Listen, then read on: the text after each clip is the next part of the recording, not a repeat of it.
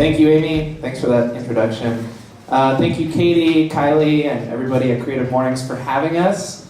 Feel really lucky to be here and sharing with you guys and talking to you guys.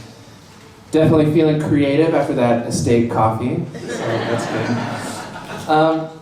So we're talking about being inclusive and what that means. And Felicia and I are both artists, so when we started talking about this and thinking about this, we realized that that's pretty central to what we do in our daily walk. So I'm a musician, I'm a jazz musician. I haven't always been a jazz musician. And this got me thinking about the transition that I made from playing like rock and roll and singer-songwriter and pop music into actually studying jazz. And being inclusive is at the core of jazz music. There's a lot of improvisation, there's a lot of expression, and there's a lot of connection. So if you think about jazz music, it kind of came to be in the 1920s and was developing all the way through the 40s, 50s, and 60s. And who was making that music? Oppressed people, for the most part. There were a lot of interracial bands since the start of jazz. There were black musicians that weren't allowed to walk in the front door of a club, but they had white musicians in their band. And likewise, there were white musicians that maybe their friends or coworkers would be ashamed to know that they were playing this like new jazz music, but they would go out at night because they knew they needed to learn from the black musicians that were playing jazz. So from the start, to be a jazz musician, you had to be open-minded. And as I started learning about jazz and taking a lot of lessons and studying, I realized that my favorite players and musicians and my favorite teachers that I studied with all stressed one idea, and that idea was that you have to be as open-minded as possible to take in new things, things that you might not normally be into, and in the past you might have said, well, that's not for me, or I don't like this. And the idea coming from a jazz standpoint was, well, maybe there's something to learn here. What can I take away from this? And for me, this idea of being really open-minded, open to new experiences and new people, kind of forces you to be an inclusive person. You don't want to build any walls, per se, around yourself. I know when I started getting into jazz, I was like, oh, I only like rock music. People would be like, well, what about these bands? I only like these bands. Yeah, I know what I like. Come to look at that later as being like really limiting and really kind of holding myself back as an artist and as a person. So something that I experienced here in San Antonio that I felt really kind of captured this idea of like inclusive musicians and jazz musicians was the Sister Cities concert. I don't know if you guys knew about this, but it was last year at the Empire Theater. And I played drums for that, and we had musicians from Namibia, India, Japan, places all over Europe, and we had one rehearsal. So all of a sudden, all these musicians came together, and they all brought a piece of music from their hometown, from their culture. There was definitely like a language barrier. The Japanese piano player did not speak English, and she was kind of teaching us how this Japanese song went. So we had a few hours to put together like a 2-hour concert, and we could not have done that if we didn't like include everyone that was there and be open to everybody's flavors, everybody's styles, and ideas. And the concert was great, I thought. It was a success, and there was a good turnout, and the music was really, really special. So I feel like that just at the core of jazz, which is what I do, is this idea that you have to work with people, and you have to be open to their ideas and their artistry as well. So that was one specific event, like the Sister Cities concert, but like Amy said, I do play at Jazz Texas every week, every weekend. I'm there every Friday and Saturday and throughout the week, and that's my job, which I'm really lucky and really fortunate to do that. But tonight, for instance, is New Orleans night. So we are including a musician who was born and raised in New Orleans. And he came to San Antonio after Hurricane Katrina. So even though this is Texas and we could be doing Texas swing or just straight ahead jazz, we're doing New Orleans night every single Friday night. And that doesn't mean we just put him in our band and we call it New Orleans night. Like the rest of us actually had to learn about New Orleans music. And I went there and took some lessons and really tried to study the culture and the people and the food and all my favorite things about that city. But we're not playing jazz today. We're not, this isn't all about jazz. Felicia and I are going to do a performance here in just a little bit, and I'm going to be playing some electronic music. You can't see it, but up here I have some very tiny synthesizers. So I started getting into electronic music actually because I was getting burnt out of playing so much jazz, believe it or not. So much freedom and expression and creativity. You would think that it never gets old, but all things do. So I started learning about this new avenue of music that before, again, I'd been pretty closed-minded and I wasn't into it. It was like, oh, electronic music? Oh, no, that's stupid. You need to play jazz and play real music. But I started checking out synthesizers and drum machines and groove boxes and DJs, and all of a sudden my musical bag became much larger because I was including all this stuff that I'd never even considered before. But I definitely missed the community that I had found playing jazz. I was always with other people, exchanging ideas, exchanging music, but getting into electronic stuff was a lot of time alone. YouTube tutorials and pressing buttons and just making beeps and boops in my bedroom with headphones on. So it was very much like a solo endeavor, but that's where Felicia comes along. Felicia's a beautiful dancer, and when we first got together, we were like, well, we gotta make art together. We need to do stuff together. And all this stuff kind of started as a hobby for me, just electronics and keyboards. But with Felicia's help, I've been a part of a lot of her performances and events that she throws in town. I've gotten to make music for dance companies in Austin, dance companies in San Antonio, some dancers in Canada I wrote music for. So it's been very fun for me to branch off into this new area, to be included amongst dancers and be a musician there as well. So, Felicia. Great. So I'm Felicia. I have been dancing for about 17 years now, since I was 12. 11 years of those 17 have been professionally. I've traveled a bunch for dance. I've lived in many cities because of dance. So I'm very fortunate to have had all those experiences being a dancer. That being said, when I initially started with dance, I wanted to do ballet. I wanted to be in a professional ballet company. And so I strived for that. I did auditions, and I made it into Ballet Austin too, in Austin. But I quickly learned in the ballet world, it has a very exclusive feeling, right, or vibe. And for me, I quickly realized that it didn't make me feel good about myself. I didn't, feel like myself when I was at work and dancing. And so I knew that I needed something else, something more freeing and more expressive. And one day, Ballet Austin brought in a choreographer who was much more on the contemporary side than the classical ballet. And that was the first time that I was really exposed to it. And I knew instantly that that is what I wanted to keep doing. In case some of you are like, well, what's contemporary dance? I know what ballet is. Contemporary dance kind of encompasses all the dances.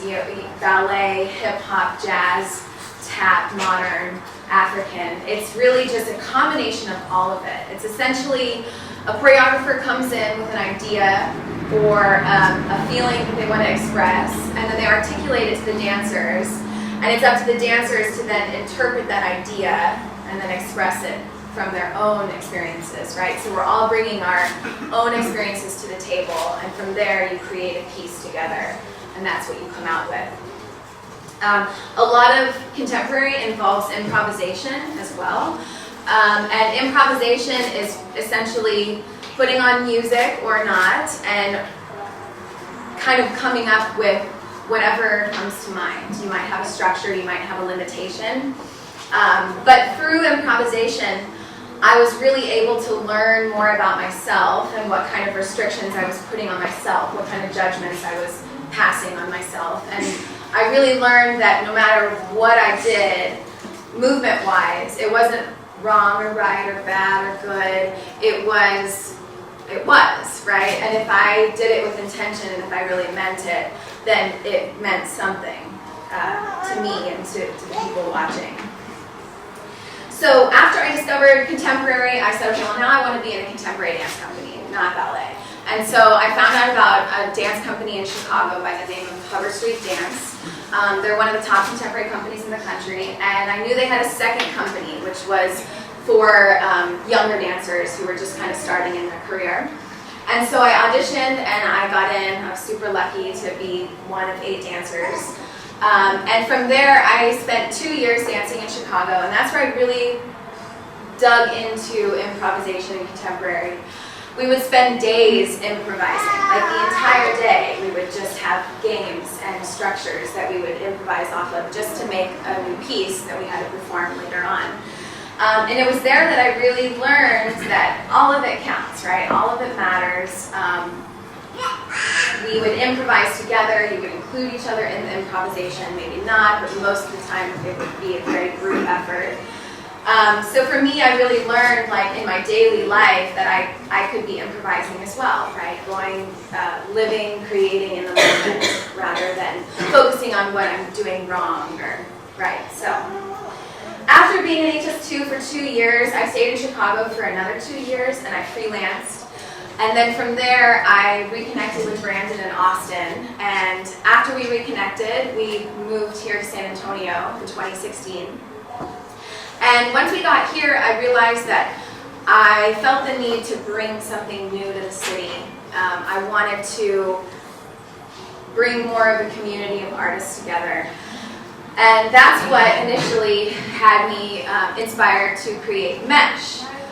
Mesh is an event that I've curated. I've done 4 of them now. They've all been in Southtown at MBS Fitness. And Mesh is basically an evening of 4 to 5 performances. I curate it by asking different artists from different disciplines to come together and collaborate together for this specific evening. It always turns out to be a really great evening. All the works that come out of it are just really unique and really wonderful. Let's see, what's my next note? So for me, I really love, obviously, bringing the artists together. A lot of times the artists have never even met each other before or even worked together, and so for me it's really fun to just connect artists in town.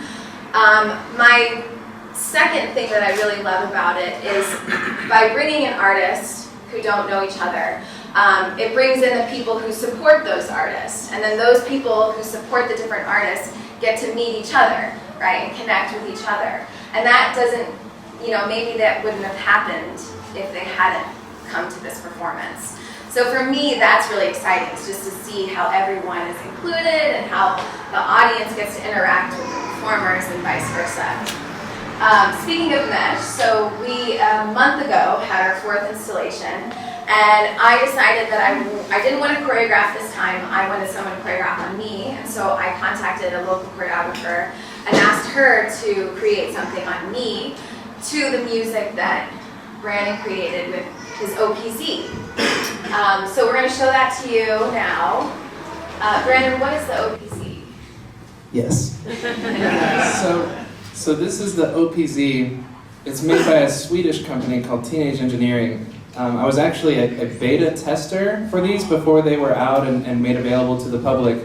But it's a sequencer, a synthesizer, a drum machine, and it can also control like visuals and images and lights and all kinds of stuff. So when we got this thing, the very first thing that Felicia said is like, well, we got to perform together, and you got to make music on this, and it should have to do some projections as well.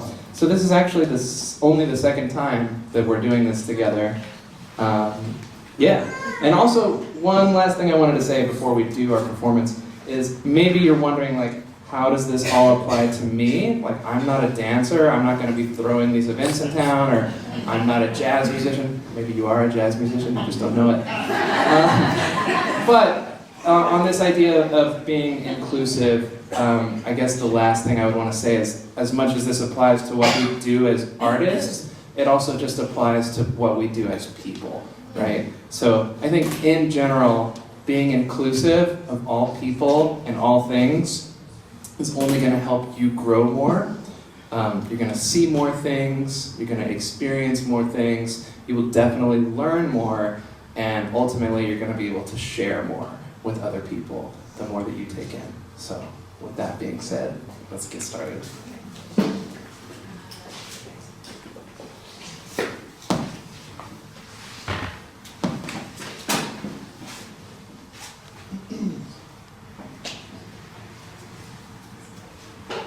Start by watching all your thoughts very carefully, watching your feelings, watching your emotions, so that you begin to build up a sense of separation between the watcher and what is watched.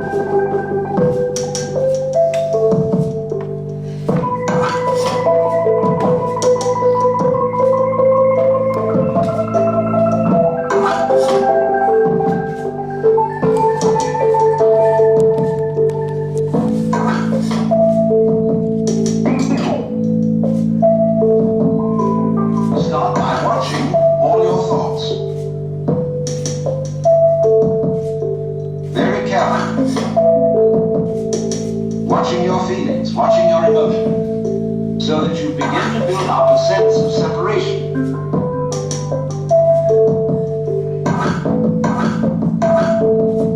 between the watcher and what is watched.